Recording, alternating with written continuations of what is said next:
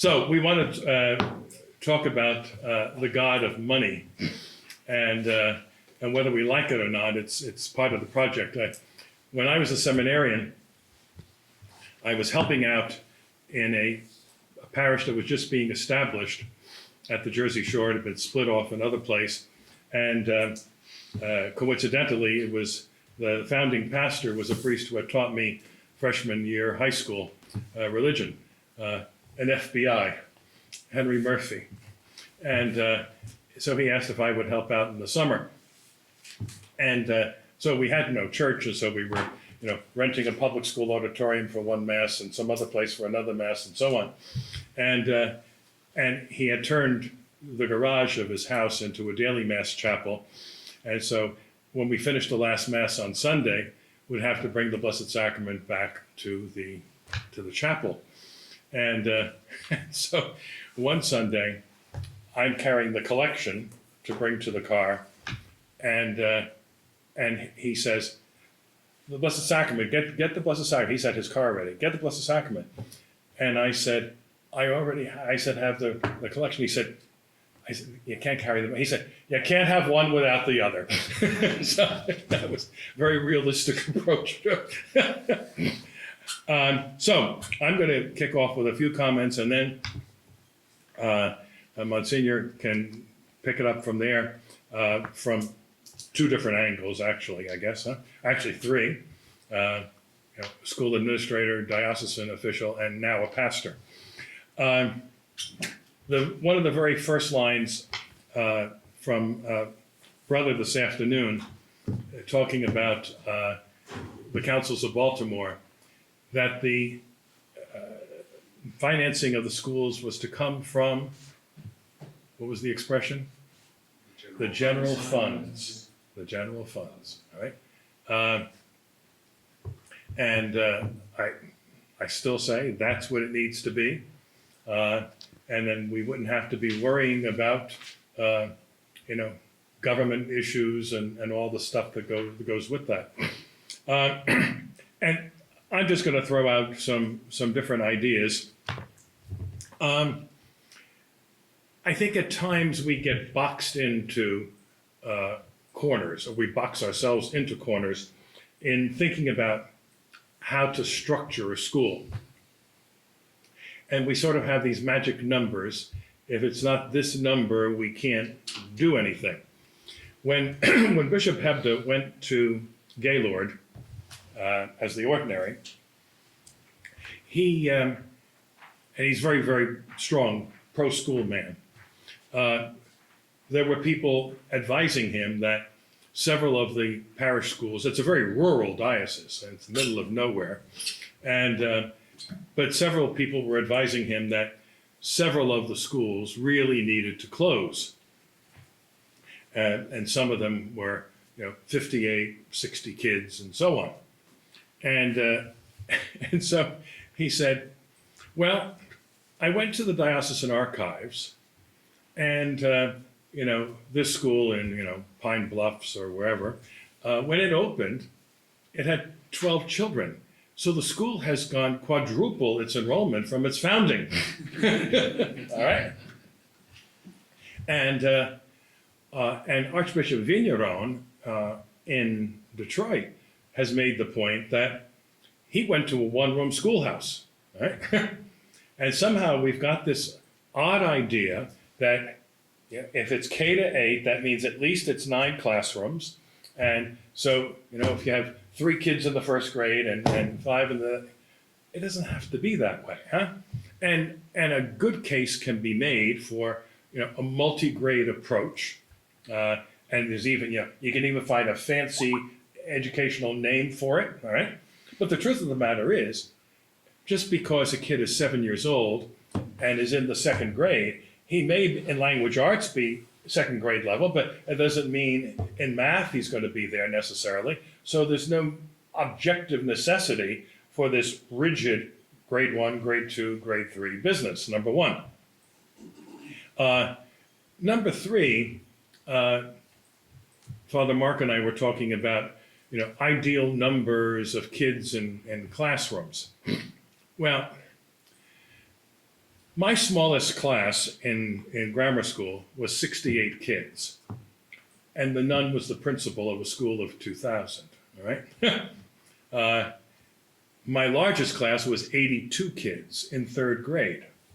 Now, Brother Owen, how big were the classes when you were a kid? When I started, well, when I was in grammar school at St. Rose of Lima in Brooklyn, New York, in Flatbush, the classes were approximately 45.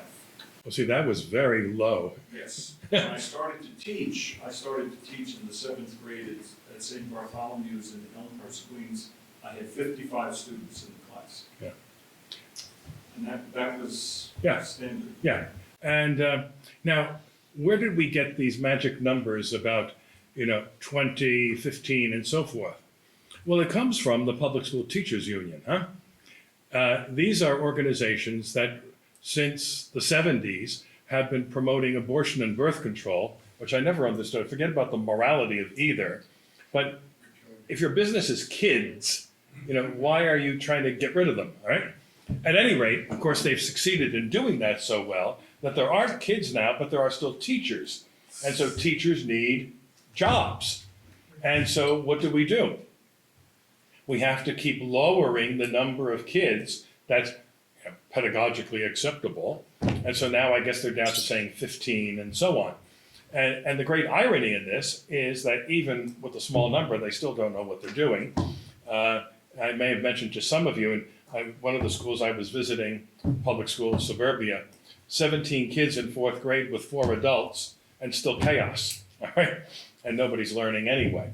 But I don't think there's a magic number, all right? The other point about this is, and I don't understand this either, that our community had a parish in Omaha, and the parish school had been closed 25 years before I got there. If we had stayed, I intended to reopen it as a complete Montessori school. But it was in a formerly very ethnic area of Omaha, so parishes on top of each other. And right across from a very small cemetery was the next parish, which was a territorial parish, not ethnic. And they had a school. And so I had said to the pastor, if you want our seminarian, he'd be happy to teach at least part-time in your school. Oh, he said, it'd be wonderful. And so before the school year started, I'm asking Brother Joshua, how many kids are in the school? He said, well, it looks pretty empty, And the area where we were had become heavily Hispanic. The area actually was a horrible drug zone. We found out that the ice cream man was extremely popular. He was selling ice cream in January, and I'm not the most savvy about these things, but it became clear then that it was the place to get your drugs in the middle of the winter. You were still buying Good Humor ice cream. At any rate, I had said to the pastor, I said, brother tells me that you've got, 6 kids in 1st grade and 8 kids in 2nd grade and so forth. He said, yeah. He said, I'm sure this will probably be the last year for the place. And I said, well, 3 of us are fairly good in Spanish. We'd be happy to go door to door in the neighborhood and ask these people, A, do you know there's a Catholic school nearby? And B, would you like to send your kid there? And he said, well, they can't afford it. I said, well, first of all, you don't know what they can afford. And I said, there are other ways to pay something. I said, some of these women might be able to work in the cafeteria. A lot of these men are handymen. They could do repair work around, they could do gardening or whatever. And he said, well, yeah, we need the money. And I said, well, let me ask you this. I said, you've got 6 kids in the 1st grade. If we send you 15 Hispanic kids whose parents can't pay a penny, is that costing you anything? I said, the electricity is the same. The teacher salary is the same, huh? He said, yeah, but they can't afford. I said, yeah. I said, maybe they can afford $1,000. I said, and if you had 12 of those kids that were added, that's 12,000 more in your budget that you didn't have in the first grade alone. And besides, you're saving them from the mess of the government school system, you're saving their souls, and you're bringing probably their families back into a relationship with the church. He said, you don't understand, they don't have the money. But I'm making the point not just about immigrant children. Why do we have to be so focused on how much someone can pay? If the classroom is there, and the teacher is there, anything else is gravy that's coming in anyway, right? Just have some common sense about this stuff. I'm a great believer in income-based tuition. I think Denver is going to that. Is that the case? Is it next year or? No, it already started. Really? You want to tell the brethren how that works? So, a couple of years ago, they combined different sources of revenue for the school, for the diocese, and they came up with just a single entity. I forgot the name of it now. Anyway, so now each school is expected, to invite families who need tuition assistance to apply to this organization, for that help. So the way it works is like it's a very sophisticated supplement program, and so they give all their information, like income and expenses and things like that. And so there's a formula that determines how much the family needs to pay. So it's not so much that they are allotted the assistance as much as they're given a rate that they can afford according to their income. So now the way it works is they are assigned that tuition rate, and then and we get that figure. And so if at the end of the day the families that you have, the tuition that they are allotted, is not is disproportionate to the budget that you have, then the school receives the extra amount from that organization, the exceeding amount. Yeah, I see, and I'm a great believer in a family rate for a number of reasons.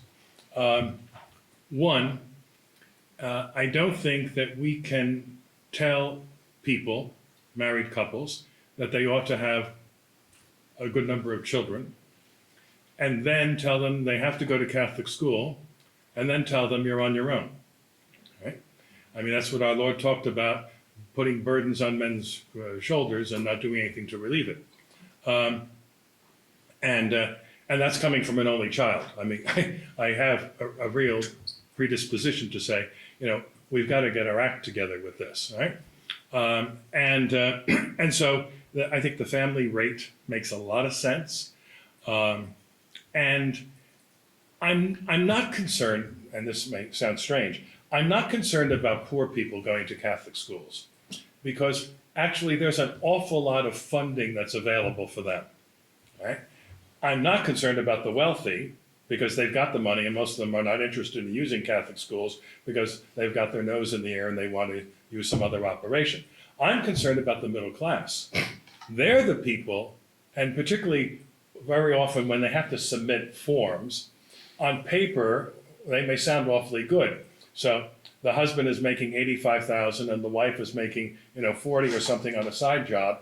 And you say, well, $120,000. But then when you start talking about 2 kids here and 1 kid there, and it starts adding up. And as Mike told us on Tuesday night, $250,000 to educate 4 kids. That's a heck of a chunk out of somebody's income. And now it always impresses Europeans when they say, my gosh, you people must really have a lot of faith. And it does. It takes a lot of faith for people to do this. But I don't think it's the way that we should be operating. Huh? And we've talked a couple of times about this Wichita plan. There is nothing to stop a pastor for essentially adopting the Wichita plan for his parish. And it's very, very simple. I always say to people, look, you say you want to belong, to Our Lady of the Perpetual Indulgence parish. Here's what we have to offer you. Right? No, here are the requirements. You register in the parish, you commit yourself to Sunday Mass, to the use of the envelopes, and in exchange, this is a covenant, in exchange, we give you the sacraments, we give you the benefit of the counseling of the clergy, and we give you the Catholic education of your children. Now, every penny that you give to the parish is tax deductible. Right? Your tuition is not. All right? So if these people understand, if they give $10,000 a year to the parish, and every family is doing that, all right, we're doing exponentially better for the school, and the people are getting a tax write-off in the process. And some lawyer said to me, well, that's not legal. IRS would go after. I said, what's contrary to the tax code on that? I don't know anything. I'm not entitled to give a donation to my church, and my church is not entitled to say what the benefits of membership in the club are. I mean, suppose you belong to the Elks, all right? And if you paid your membership and you went to the meetings and the Elks said, oh, and by the way, we give a scholarship to all your children to go. What's the problem with it? So I don't think we have to wait for a bishop to say, oh, this is the program for the diocese. It drives me nuts when I hear priests, you say to someone, Father, you want to consider doing, I better call the chancery about that. Would you shut up and just do it, right? And the Jesuits have a few good ideas on things, and one of them is better to ask for forgiveness than permission.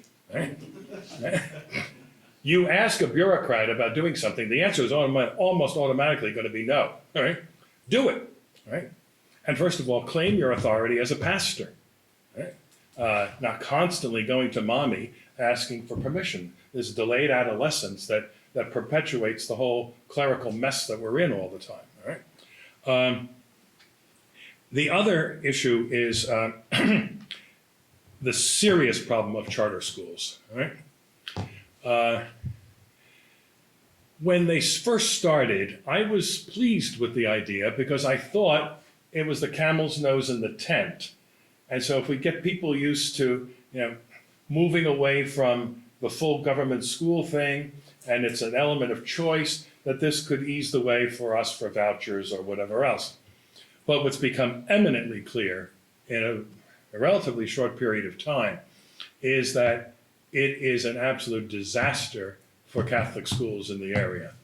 When I taught Father Andrew, it was an extension course of Fordham at Bishop Ford High School in Brooklyn. And when that semester, I said to the vice principal, what's your enrollment? And she said, we're in serious trouble. We budgeted for a freshman class of 250 and 120 showed up. And I said, between June and September this happened? She said, yes. A public charter school opened a block away from Bishop Ford. And that Bishop Ford closed that next year. All right? There is a bishop who has a very good policy. If a pastor closes a school, he is forbidden to sell it or rent it to either a charter school or a public school. And for a number of reasons. He said, first of all, for the charter school business, we don't want people to get the impression that somehow or other it's still in the old Catholic school, and of course some of these charter schools are rather deceptive. They'll try to tell you that it's really still Catholic. We teach religion before the thing starts, and we're all Catholic teachers here, and so on. Well, it's not true, number one.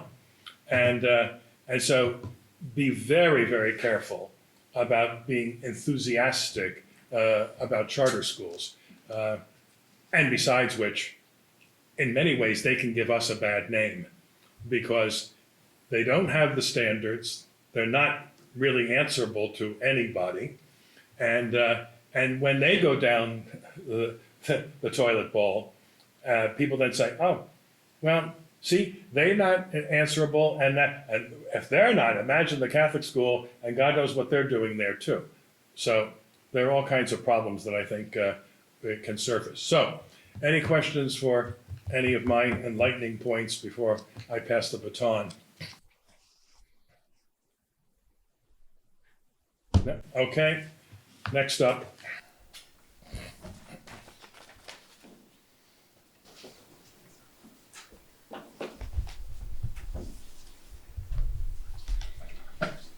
The charter school movement is very big in California, and a number of philanthropists have got behind it.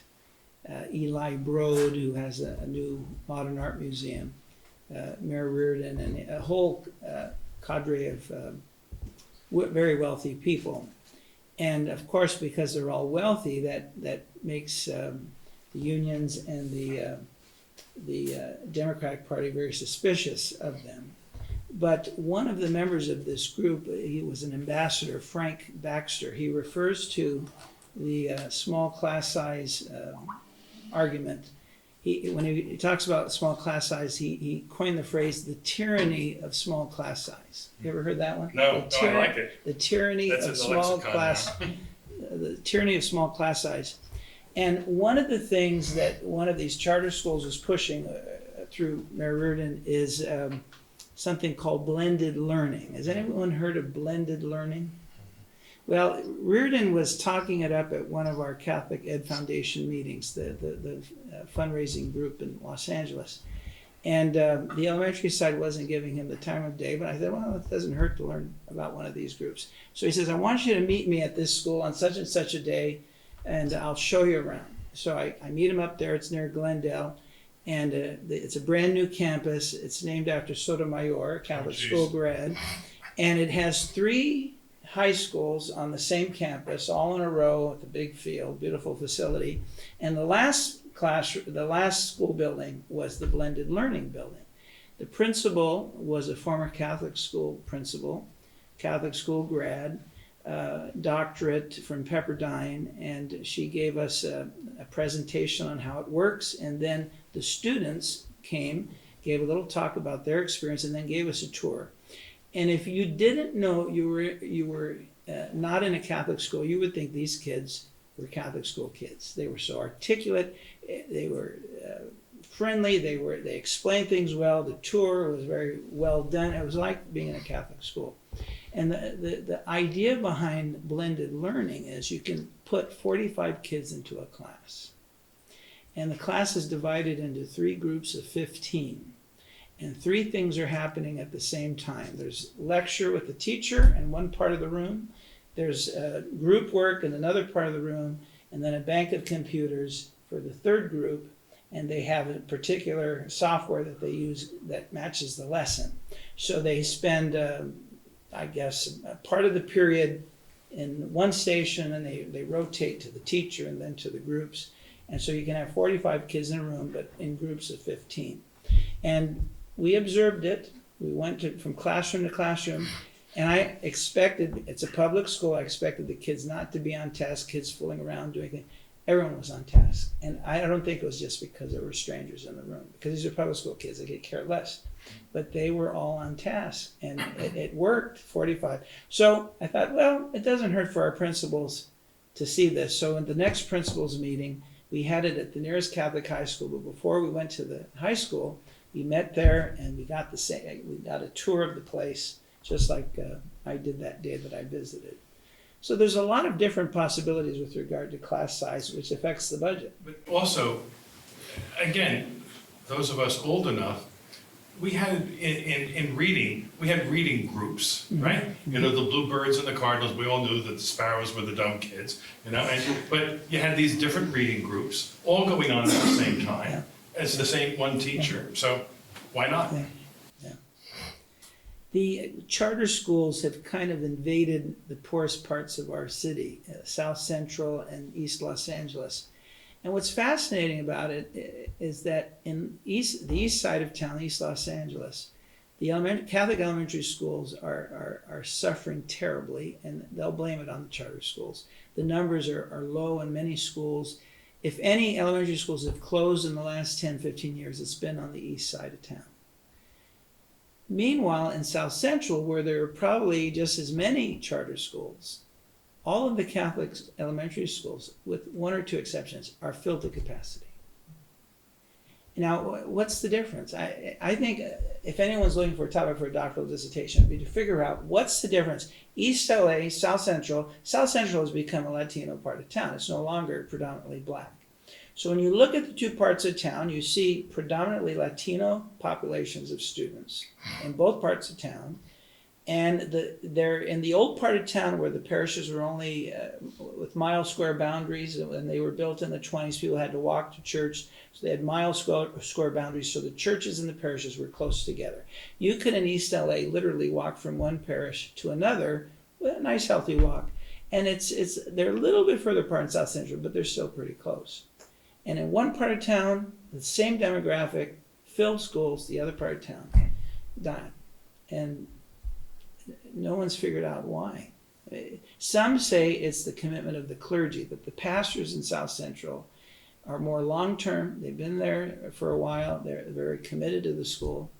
And the East LA crowd doesn't have that longevity. There might be something there. But if anyone's looking for a doctoral dissertation topic, it would be very interesting to analyze it. A little bit of history about our experience in the Wild West.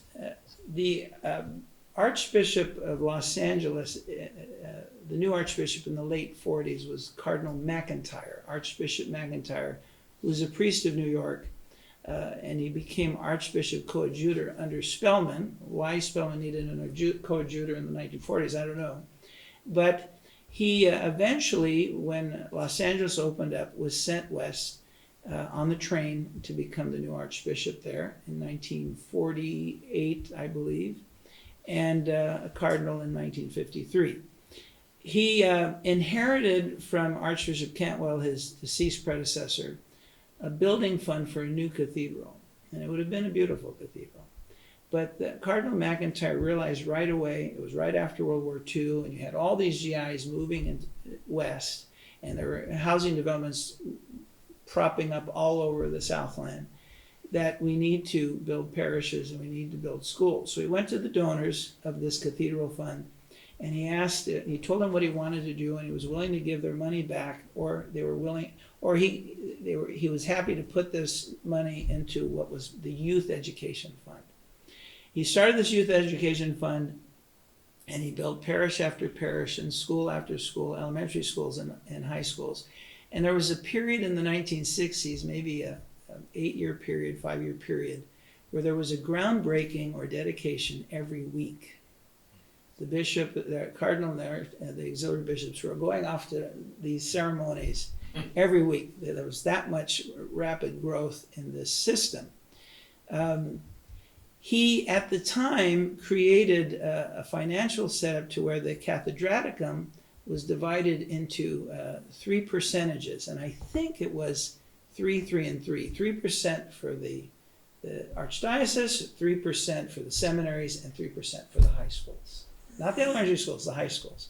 Because he created this large archdiocese and high school system, which wasn't dependent upon a parish, so he taxed all the pastors for 3% of their income to support these high schools.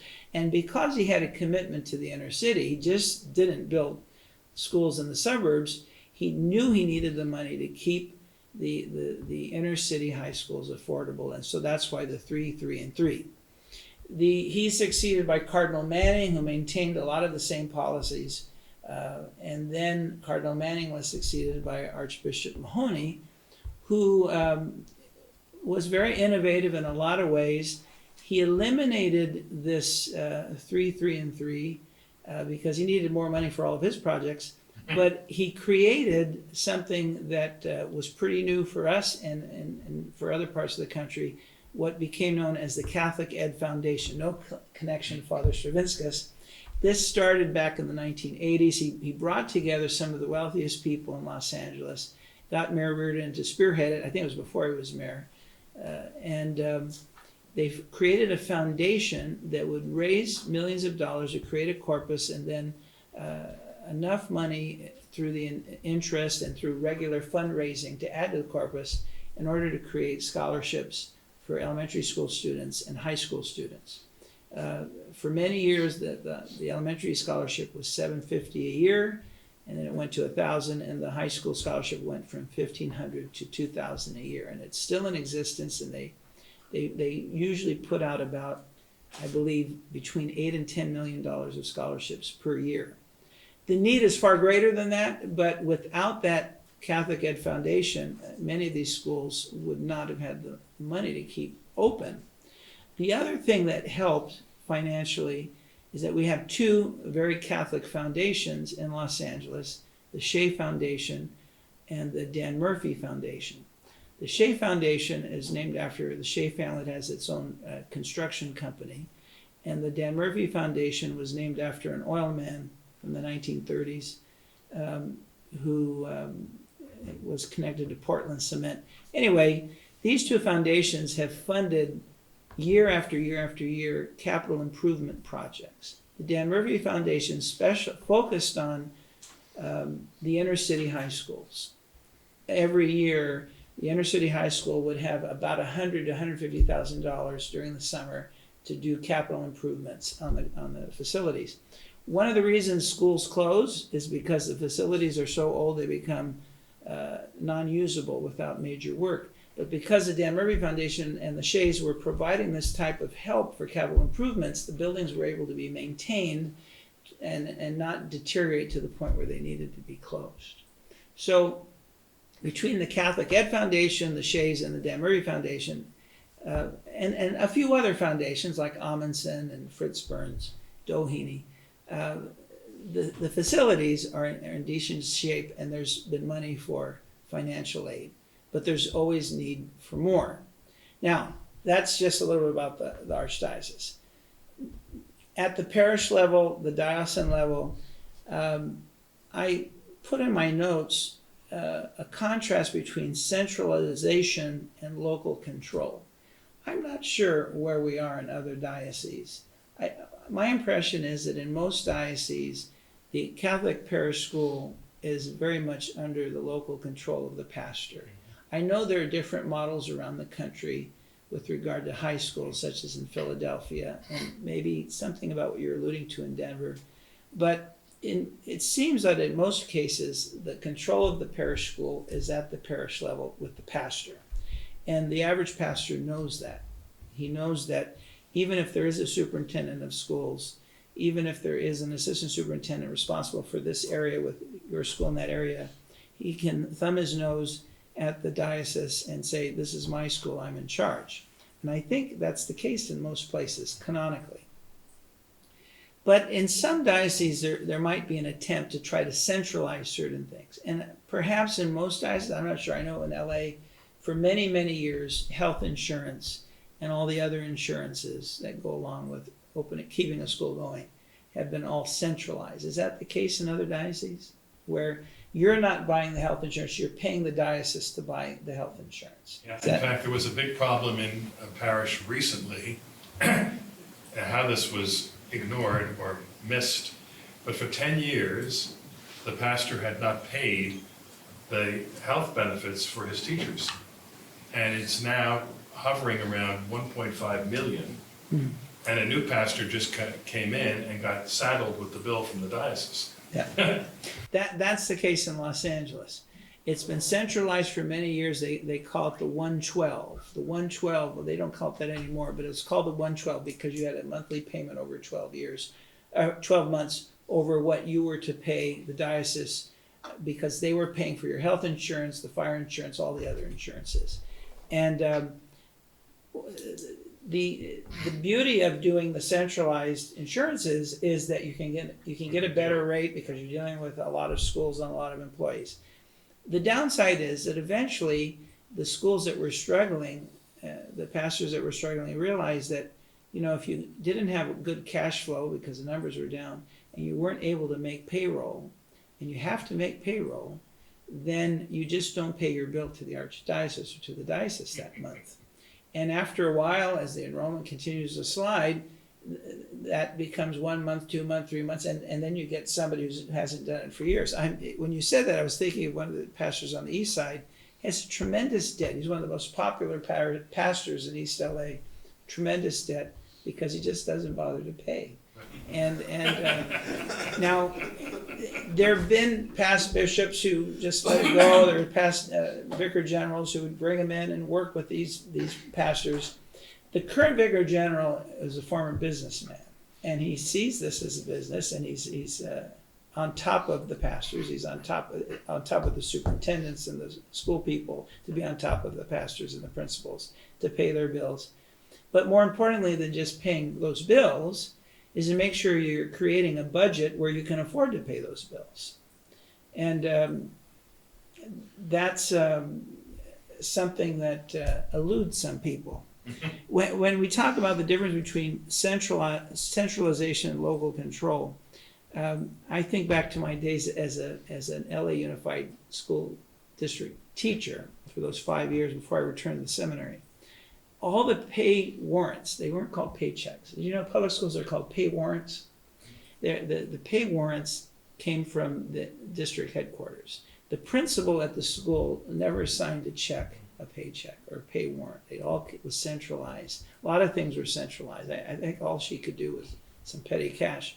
But that was one extreme of centralization. When they changed the computer program and threw off the whole payroll system for the district, it made the national news. But in most dioceses, we don't have centralized finances. There are some dioceses that would like to experiment with that. In Los Angeles, the CFO was trying to do that with some of the high schools. When they started to have a little financial problem, he'd move in and take over the finances, mainly the check writing. There still was a bookkeeper at the school, but that bookkeeper had to work with the finance office downtown. To do that with 280 parishes or 218 elementary schools, I don't know, you'd need a gigantic centralized staff, and I don't know if they'd want to go in that direction. But they are experimenting with that with some of the high schools.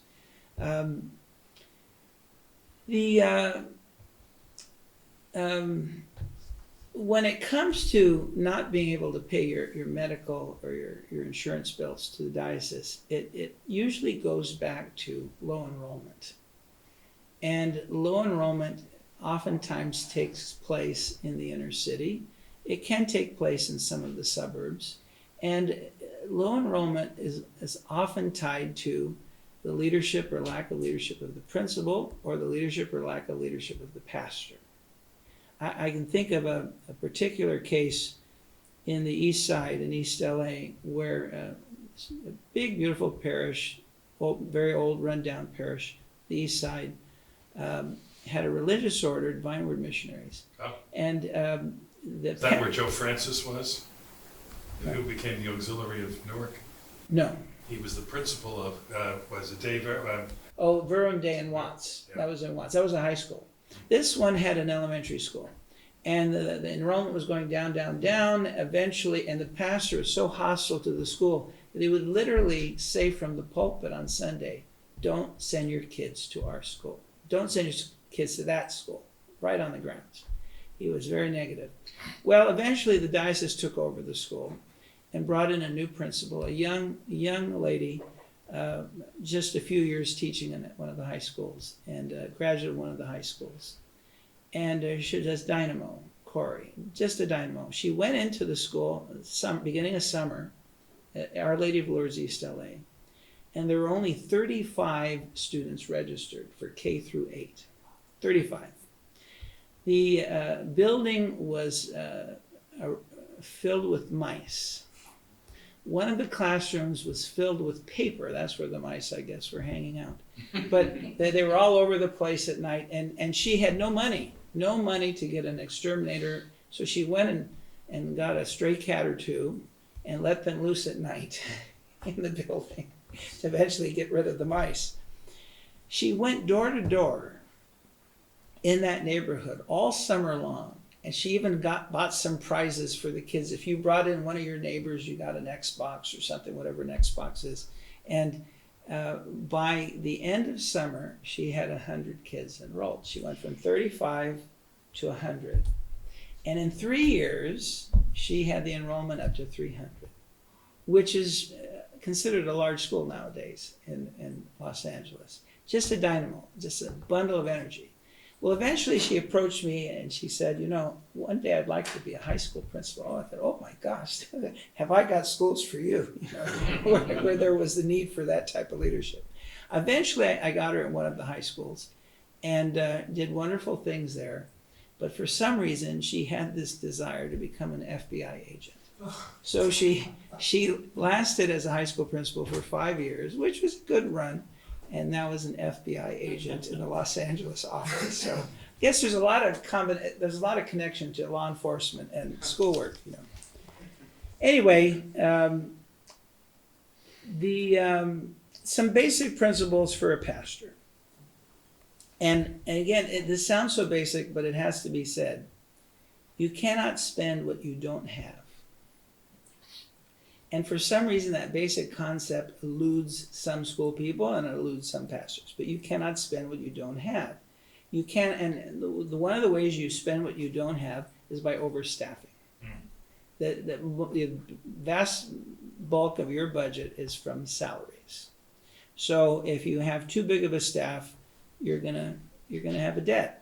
This happens in our parishes. And you mentioned about a new pastor going in and discovering a debt he didn't know about. It happens in so many of our parishes where a new pastor comes in, even with the profile that they all got when they're applying, and they discover the place is overstaffed and they're pulling out of their savings to pay the monthly payroll. And that can only last so long before you have no more savings. There's a young priest from Philadelphia who has come to some of our sessions. He last year moved to a parish in suburban Philadelphia, Westchester, not Westchester as a New York one word, but Westchester. And the pastor at the time kind of fancied himself a CEO. Rectory staff, 22 people. The secretary, he has his own personal secretary, and she has a secretary for herself. It is at such an absurd point that they have to have a schedule because there's no room for offices for all these people, right? 22 salaries just for the parish, plus a school of 800 kids, which, you know, obviously they need a certain staff. I mean, it must be absolutely through the roof. A new pastor has just arrived, and he said, well, this isn't staying this way, you know, but again, it's the bureaucracy, and of course, priests and bishops who love to fancy themselves CEOs. Since they have no spiritual dimension, you know, then we have to have staff and meetings and so forth. There was a priest who worked for a very, very large diocese, which will remain nameless. But this fellow was a chancery rat his entire life. One of those cats and mice probably had more faith than he did. But if you passed the chancery at 2 a.m.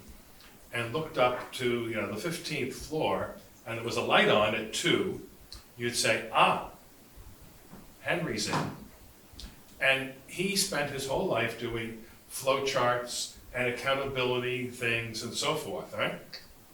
And the joke among the clergy was, if on Sunday night it could be categorically proven that God did not exist, Henry would still open the chancery on Monday, because God had nothing to do with any of it.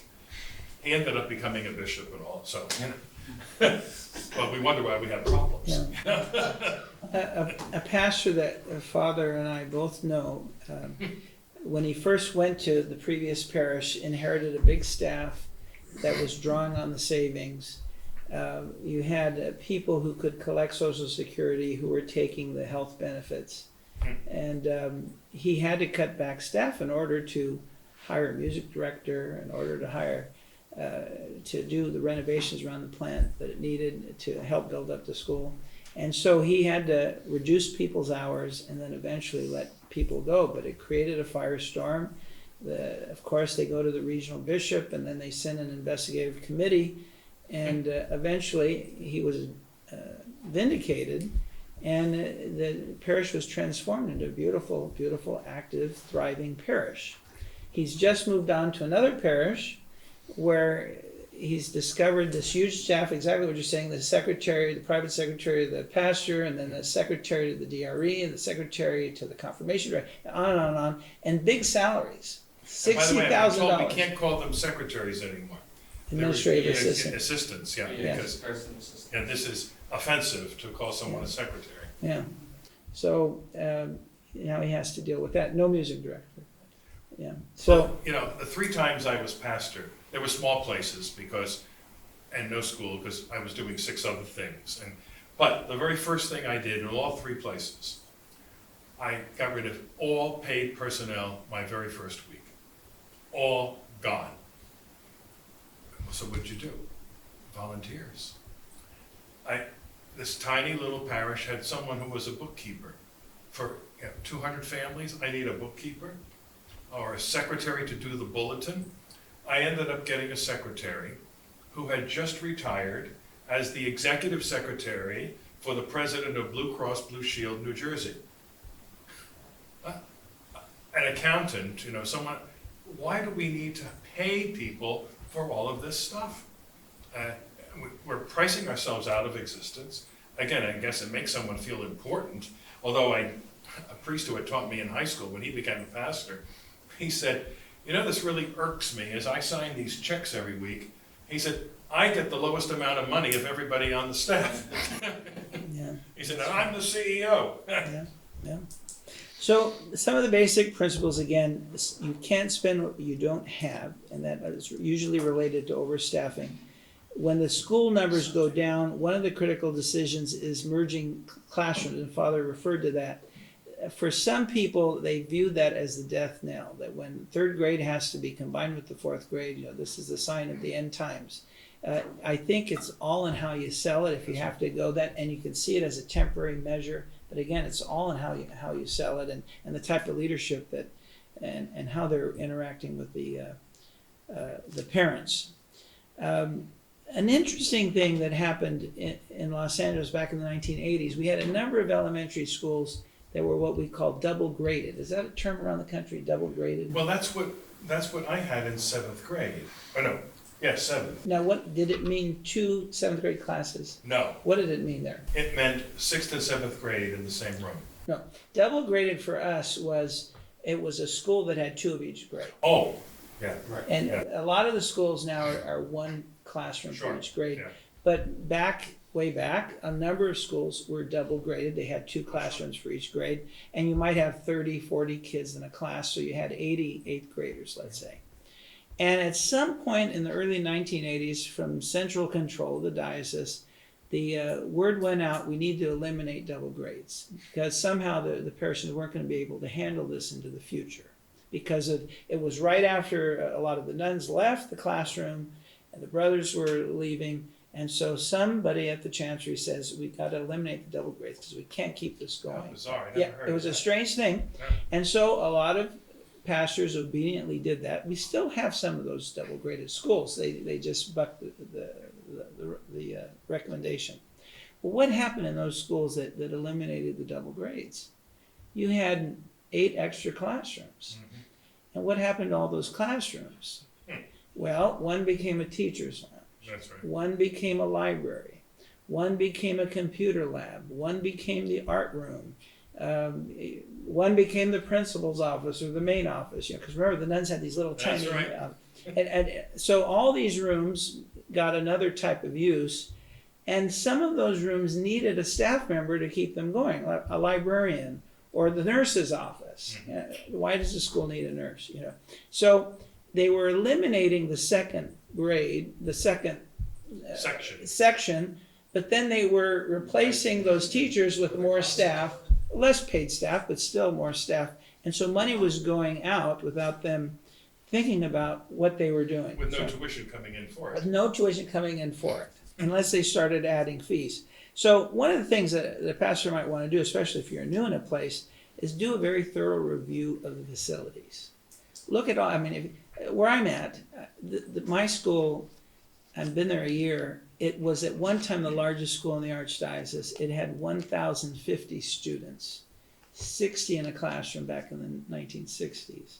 And so there are a lot of classrooms. And so one of the things I did, I walked with the principal through all those rooms just to see what they were using all these rooms for. You know, one was a music room for the parish choirs, and one was a lounge. And but it's good to know exactly what they're being used for and what condition they're in. The other basic principle is if your school should be doing a monthly financial statement, and if they're not doing it, you should find out why and then tell them you expect it starting next month. And then they need to get you a copy. You need to review it. And if you're new to that, then you need to review it with the principal and ask questions. And sometimes it's good to look at it in advance and look at, you know, in a good monthly statement, you have the current, the 2-month to date column, you have the budgeted, you have a percentage that shows you what percentage of that budget you've spent. So like, let's say you're mid-year, all those percentages should be about 50% or less. And if one percentage is 100% at mid-year, you got to ask, well, why? Now, maybe it's one of those front-end expenses, like you're buying all your athletic equipment in the fall. So it's going to show 100% because you're not going to buy any the rest of it. Okay, but if you don't know that, you need to ask that question. You need to go over that with what they used to say, a fine-tooth comb. Well, talking about this budget business, one of the high schools that I inherited, we had a policy that a department got, let me think, $1 for every student who was taking a course through the department. So that meant English and religion we had 500 kids in the school, so their budgets were $500 each. Mm-hmm. And then, so whatever, how many students took French, how many took whatever. And so I just put the money in their department funds, and we were in maybe about 2 months into the year, and I noticed that the English department had used everything up already. Now, it was at a time when the Shakespeare plays were going on to videos. And so I figured, oh, well, maybe she's bought all of the videos for the year, that's fine. And so it now gets to the 3rd month, and it's about 80% is used up. So I said, Sister, could you come in and we can chat about this? And she said, yeah. And I said, you realize that you've used up 80% of your budget at this point? And she said, oh, really? And I said, yeah, there it is. And she said, oh, well, and I said, well, please understand that short of Christ coming again in glory, you're not getting any more than that amount. And she said, you have no educational sense whatsoever. and she fully expected that this was just a bottomless pit and it was going to just keep getting spent. And she was, sorely disabused of that. Yeah? Mm-hmm. Just like to 2 or 3 more things, and that is with regard to budgeting. Another basic principle is when you submit your budget to the central office, if you have to do that, you have to let your principal know, in case the diocese hasn't, that you cannot submit a deficit budget. I just assumed this year that my principal knew that. And when it came time to sign the budget the day before the deadline, there's a deficit there. It was like, and I was going off to, I forget where I was going, to some event where I wasn't going to be there for a day or two, and we had to turn in the budget. Like I said, we're not turning in a deficit budget. Didn't they tell you that? No, they never told us that. I mean, we were always hammering that into the high school people, but I guess the elementary people weren't. Or it never affected them before. They never had that experience, so they never thought about it. Just like to wrap it up with regard, yesterday I referred to marketing and development. Having a marketing committee, using grassroots marketing to promote your schools. A few ideas, finding out where all those preschools are in your town or city, and having a parent from your school who has some connection to that preschool, or perhaps the principal goes there and meets the principal there, brings information from the school. Sometimes it's bringing a coffee mug that says St. Anthony's School and giving it to the principal filled with goodies. I mean, doing different things to develop relationships with all those preschools. They can be secular preschools. They can be, you probably won't have too many. Yeah, they could be Montessori's.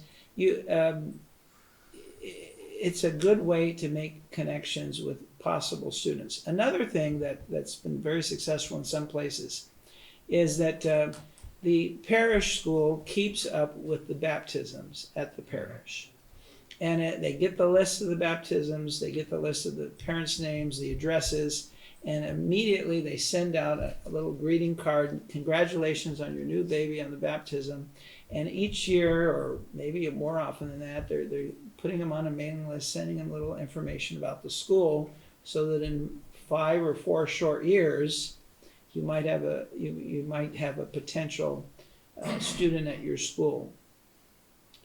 One thing that is something that you notice in schools that are growing, the lower grades will have larger class sizes than the upper grades. If a school's in transition and the enrollment's going up, you're going to see kindergartens with 30, 35 kids, first grades, 30, 35, second grades. Meanwhile, at the top end, the 7th and 8th grade, they might be at 15, 20.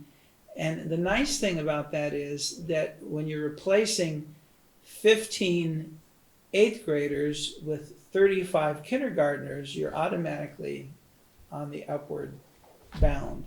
And that's a normal process if you're going to be turning your enrollment around.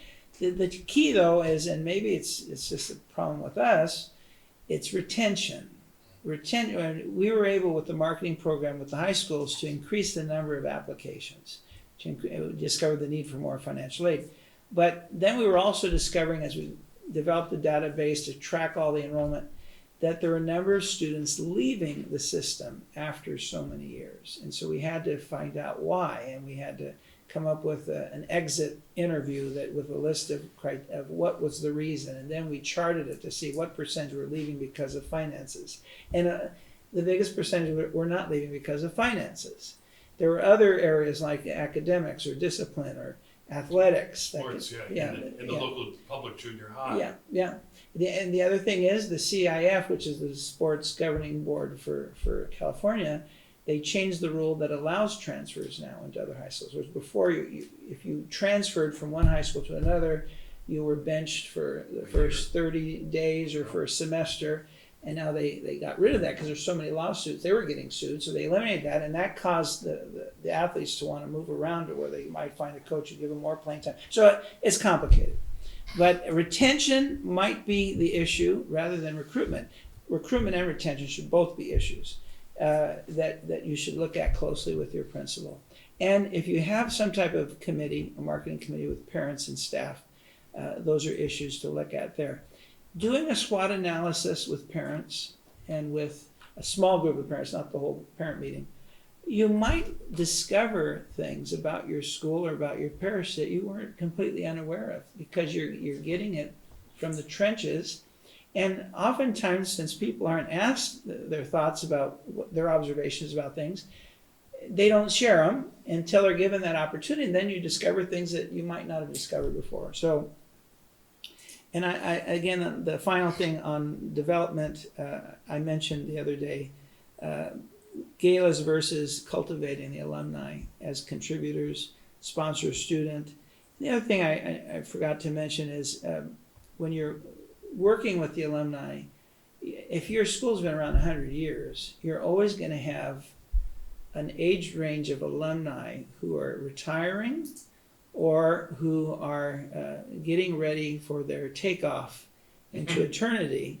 And if you have a good alumni program, they will be gently approached for being asked to include the school in the will. And having those bequests can make a big difference in the future of your school. Sometimes, I remember one of our inner city schools struggling with payroll, struggling with a lot of things, and all of a sudden, out of the blue, out of nowhere, came a a $250,000 bequest from a graduate. And it really helped make a big difference at that school in turning it around, at least financially. So there's so much out there, but I think we're over time. So An area that ought to be, that I found helpful was deputing parents to be recruiters of new parents, for which I gave them a benefit. So if Mrs. Smith brought in the Jones family, if the Jones family stayed in the school for a year, I gave them the other family 50% off for the next year. It works. And let's face it, who are the best recruiters for a school? Parents, right? They're saying, I love this school so much, I think your kid should come here, and it really works. And we don't think of those things. And again, I think we're so locked into the old system that it was automatic, you had just people flowing through, and same thing with alumni associations for Catholic schools. The high schools were a little better about it, but the grammar schools almost never had it. Yeah, pretty rare. Brother, yeah. My nephew is a professor of English in St. Francis College. He's a graduate of Xavier High School in Manhattan. Oh, the Jesuits. I don't know this folks as, but he claims that the Alumni Association at Xavier, 22% of the budget for Xavier every year. Sure. And I know that they are fabulously well off. I mean, he says 22%, he's somehow involved with 22%. Well, of course, the Jesuits can get money out of a rock. They're phenomenal. They have a Loyola High School, which is one of our oldest high schools. And a number of years ago, the Archbishop Cardinal Mahoney asked them to take over one of the inner city schools in Watts, Verbum Dei. And they took it over, and it's thriving. Because they brought in a lot of their Loyola grads, put them on a board. They're doing a lot of fundraising for this school, and it's amazing. And the publicity they get, 100% college attendance. It's a Cristo Rey model, so they're all Speaking working. of which, that's another how many of you have Cristo Rey schools in your, do you have one in Denver or? No, we have an Aruba High School. Oh, okay. The Cristo Rey thing has been a major success. And I just came across a boy about a year and a half ago who frequently will serve at Holy Innocents in Midtown Manhattan. The kid is Hispanic, from the South Bronx, had been in public school, had only been baptized, and somehow or other, within maybe 6 months, asked to receive the other sacraments. Nobody else in his family is a practicing, or was a practicing Catholic, and he somehow hooked himself into coming to serve for some of our masses. And after he was at Cristo Rey for about 6 months, his name is Manuel, and I call him Veni for Emmanuel, and which he gets a kick out of. And I said, so Veni, how were the grades first semester? He said, very good. And I said, different from the other schools that you've been in? He said, it's the first school I've been in. Because of all the garbage he had for 8 years. Right? It's the first school I've been in. And he's a sharp kid. And all of this was lying below the surface, nothing, no challenge whatsoever. And very often at Holy Innocents, people will ask for a copy of my homily after Mass or something. And so we're in the sacristy a couple of weeks ago, and one of the adult servers says, Father, is your homily going to be available? And this kid, 15 years old, said, it's already a Catholic World Report. I read it this afternoon. Yeah, this is a transformation of this boy is absolutely unbelievable. A delightful kid, smart. And I said, now what are you doing for the summer? As you may know, Thomas Aquinas College has opened an East Coast campus, Massachusetts. He said, I'm going up, again, 15 years old, I'm going to TAC this summer. And I said, you're going to California? He said, no, the new campus in Massachusetts. And I said, well, what are you going to do there? He said, I'm studying Aristotle and all those guys. Now, if you had met him 2 years ago, you would think he's a total dope, you know, but everything has just coalesced so It's beautifully. a summer great books program. Was it a summer program or? It's a summer program Yeah. in philosophy Philosophy. for high school kids. Yeah. And of course, it's a smart move on their part. They're gonna be, he's gonna Future go there, students, you yeah. know, eventually. Yeah. So, yeah, I mean, again, thinking outside the box, And it's good to, if you have altar servers that are in high school, now that you have an East Coast program, to get them in a summer program like that. We have it in California at the original campus, and now this campus has a program. Yeah. Great books, couple weeks, like summer camp, except they're learning something.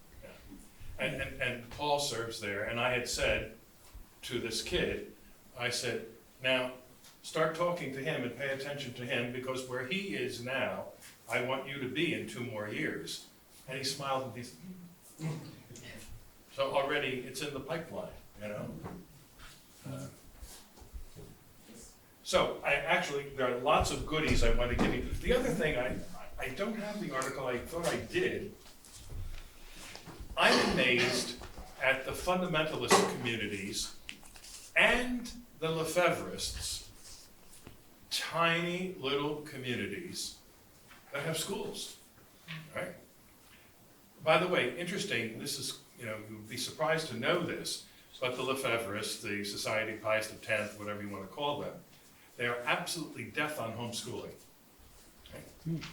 The first thing they do when they get a parish, they open a school. Lefebvre, of course, this is missionary experience in Africa. Okay? This is what you do. And I found, I'm on their mailing list for something or other, and they had an article, a whole issue was devoted to their schools. And they have a school on the New York-Canadian border. They have 250 parishioners, and they have a school, which is K-8. They've got about 50 kids in the school. And I called the pastor, and I said, I find it interesting, how much are you charging for tuition? $1,000 a kid. Now, of course, there's no technology, there's no sports program, but it's high-level academics.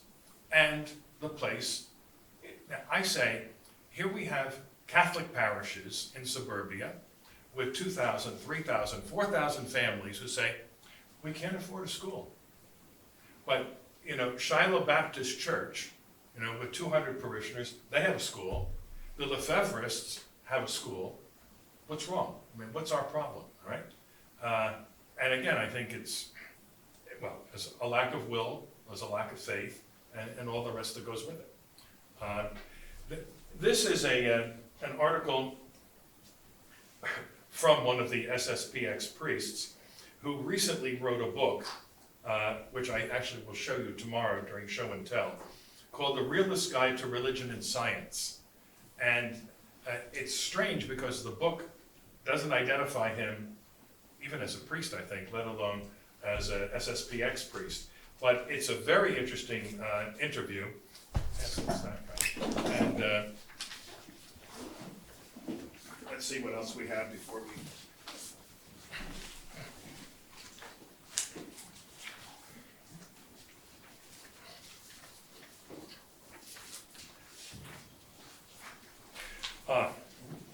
This is the famous article that appeared in the Wall Street Journal last year about the Catholic school difference with attitudes towards the behavior of kids and their interrelations with each other, and the lack of nastiness and violence and so forth. Again, we talk about the priest being the PR man for the parish. Again, that's the kind of thing that people need to know, huh? This is an article that was in Columbia magazine, the KFC, Plus Signs for Catholic Schools, written by former homeschooling mother, who talks about the benefits that she has experienced with her kids.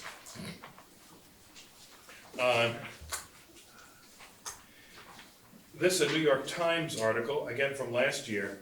Sex and drugs decline among teens, but depression and suicidal thoughts grow.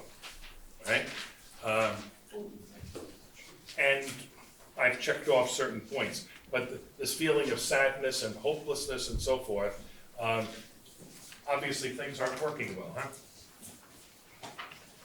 huh? We talked before about disabusing your people of how wonderful the suburban public schools are.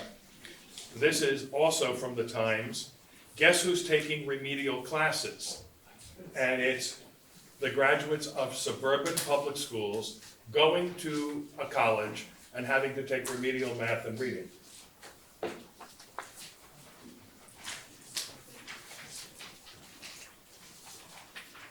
This is a follow-up on that same Catholic school difference.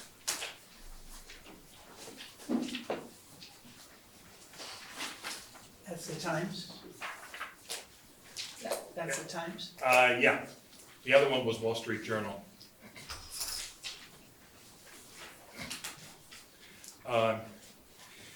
This is from First Things, called Failing in Formation, and talking about why Catholic schools, what they really need to do if they're to be authentically Catholic, and it's not simply information, but formation, huh?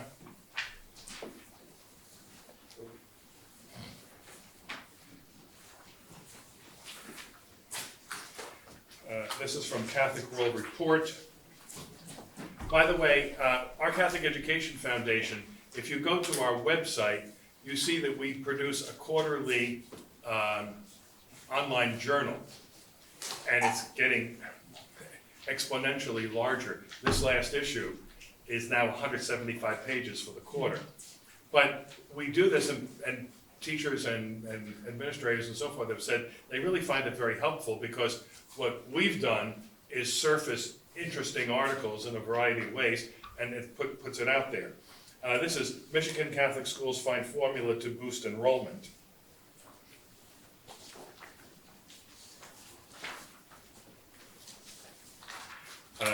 This is how technology in schools harms our kids.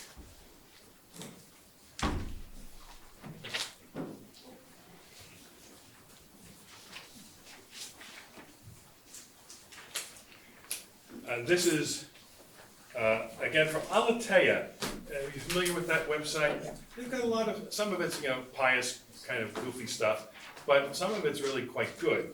And this is about Dr. Montessori.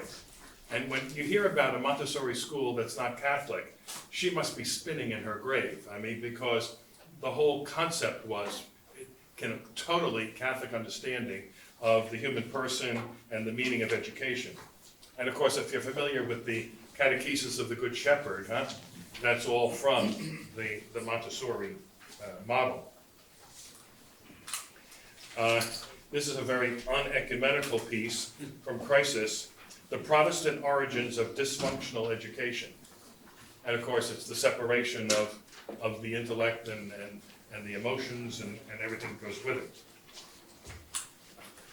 it. Loss of memory and the persistence of beauty. This is from a cloistered Dominican nun in Connecticut. And she's kind of coming into her own.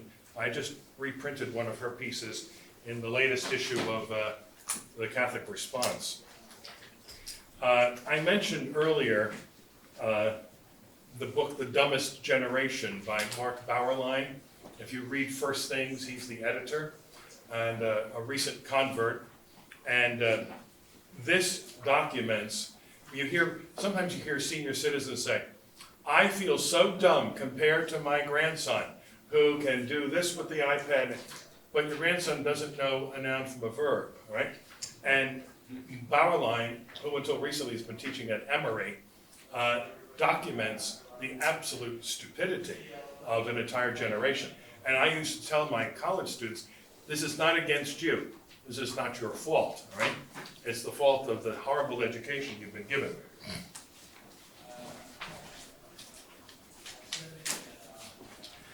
Can you imagine how many trees were destroyed for this?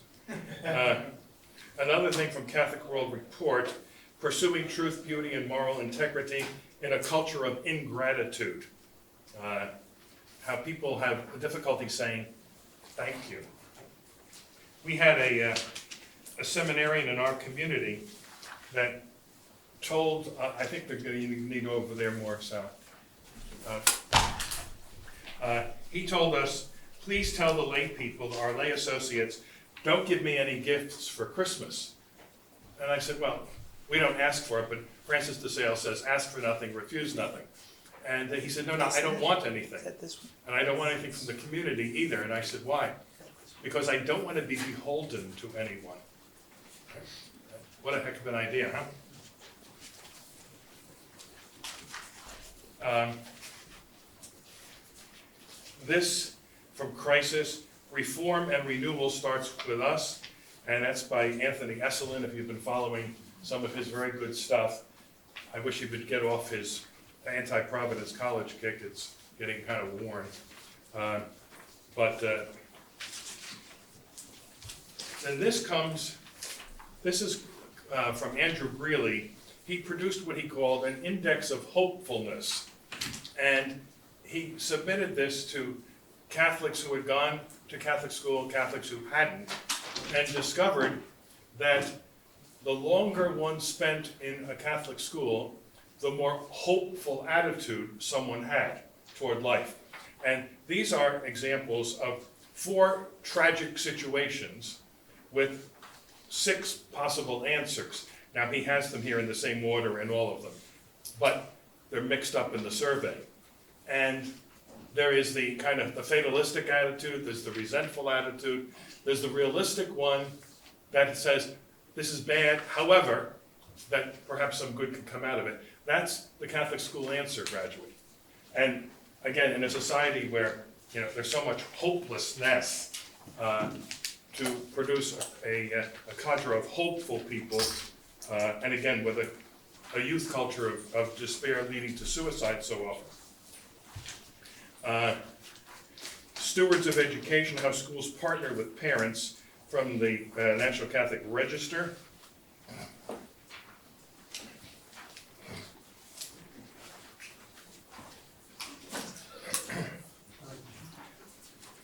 The iGen, the least religious generation. However, now there's a new book out, have you seen this, that challenges that evaluation. And I think I have a copy of it to talk about tomorrow.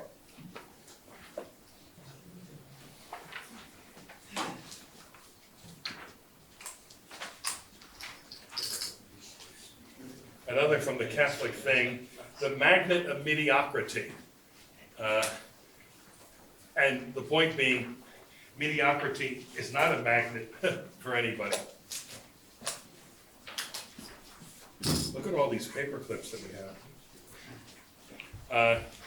Another thing about the internet, a dark consensus about screens and kids.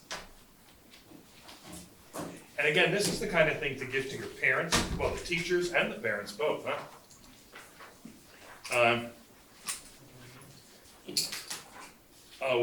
Not so neutral, Colorado's sex ed bill could marginalize Catholics. Terrible stuff that they're doing there.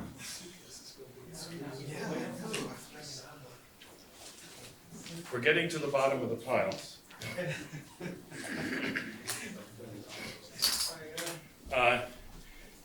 The relationship between stewardship and a Catholic school, this is from the Wichita Diocese, right? Here is the thing from the SSPX. Okay, I did have it.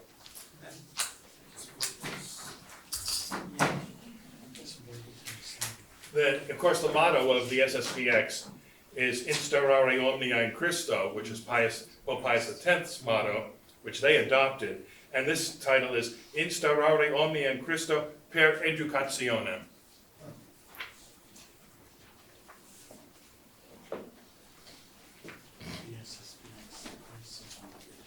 And last but not least, from America, even a stop clock can be right twice a day, Reinventing Catholic Schools. And it's talking about having some creative notions and how to pursue these things. So, that's all your reading material. You're lucky that it's the last full day. There's no time for you to get a test on any of it. But I hope it's worthwhile, and so, all right, well, let's head back to the great dorm and pray, and then have a drink and go to sleep, huh? In that order? We can have a drink and pray our compliment. That's right, yeah. Right? Lord. We just drink. Oh, I'm sorry. Here's one more. How to save the soul of our Catholic schools.